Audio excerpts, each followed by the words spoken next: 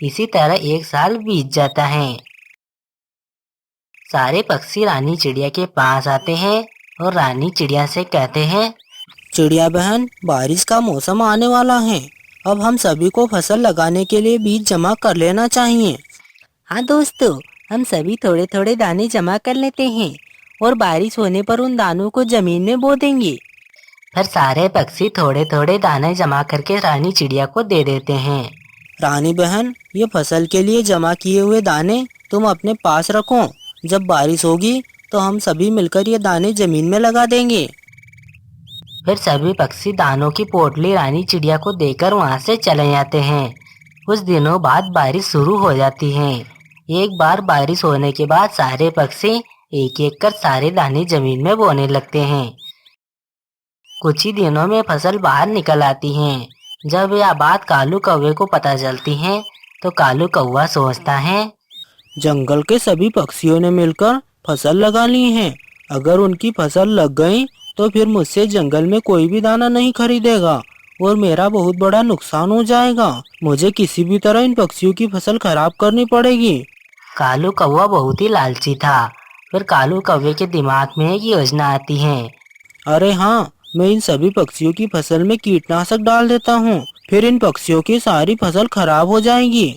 ऐसा सोचकर कालू कौवा सभी पक्षियों के सोने और रात होने का इंतजार करने लगता है। फिर रात हो जाती है। कालू कौवा चुपके से रानी चिड़िया और सभी पक्षियों की फसल में कीटनाशक डाल देता है और अपने घोंसले में वापस आ जाते हैं। फिर अगले दिन जब सारे पक्षी अपनी फसल को देखते हैं तो उनकी फसल सूख चुकी होती है। सभी पक्षी अपनी फसल को देखकर बहुत ही दुखी हो जाते हैं।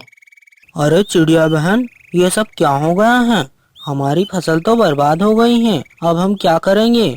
ये सब किसने किया है? हम सब ने किसी का क्या बिगाड़ा था? कबूतर भैया, मुझे लगता है किसी ने हमारी फसल में कीटनाशक डाल दी है, जिससे हमारी सारी फसल खराब हो गई है। अब हमें दोबारा से फसल लगाना चाहिए।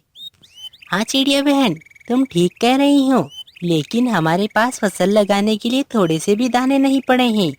हम सभी फसल लगाने के लिए इतने सारे दाने कहाँ से लेकर आएंगे? हाँ बुलबुल बहन, तुम ठीक कह रही हो। हमें किसी भी तरह फसल लगाने के लिए दाने तो जमा करने ही पड़ेंगे।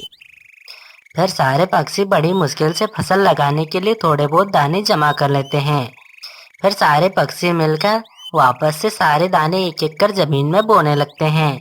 सारे दाने जमीन में बोने के बाद रानी चिड़िया कहती हैं, दोस्तों, अब हमें चुपकर अपनी फसल का ध्यान रखना होगा। जिसने पिछली बार हमारी फसल को खराब किया था, वो इस बार भी हमारी फसल को खराब कर सकता है। हमें सतर्क रहना चाहिए। हाँ चिड़िया बहन, तुम ठीक कह रही हो। हमें ऐसा ही करना चाहिए।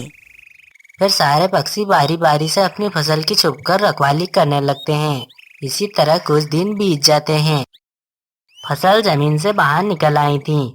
जब यह बात कौवे को पता चलती है तो कौवा पिछली बार की तरह पक्षियों की फसल खराब करने के लिए दोबारा से वही हरकत करता है।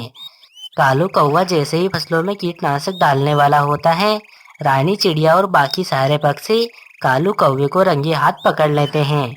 फिर सारे पक्षी कालू कौवे को पकड़कर उल्लू राजा के पास लेकर जाते हैं और रानी चिड़िया उल्लू राजा से कहती हैं, महाराज, आप इस कालू कौवे को कठोर से कठोर दंड दीजिए। अरे पक्षियों, मुझे बताओ क्या किया है इस कालू कौवे ने? फिर रानी चिड़िया उल्लू राजा को सारी बात बताने लगती हैं। रानी चिड़िया की सारी बात उल्लू राजा सुनते हैं।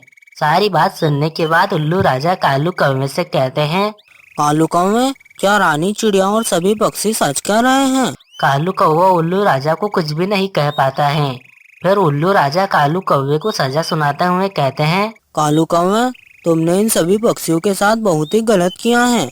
मैं तुम्हें इसकी सजा दूंगा और तुम्हारी सजा यही है कि तुम्हारे सारे खेत मैं अपने कब्जे में ले रहा हूँ। अब तुम्हारे पास एक भी खेत नहीं रहेगा। अब तुम्हें दूसरे पक्षियों के खेतों में काम करके ही अपना पेट भरना पड़ेगा। और फिर उल्लू राजा कालू कौवे के सारे खेतों को जंगल के सभी पक्षियों में बराबर बांट देते हैं और कालू कौवा अपने कर्मों की सजा भुगत रहा होता है। और पक्षियों के द्वारा लगाई हुई फसल भी बहुत ही अच्छी होती है। रानी चिड़िया और बाकी सारे पक्षी पहले की तरह खुशी खुशी अपना जीवन जीने लगते हैं।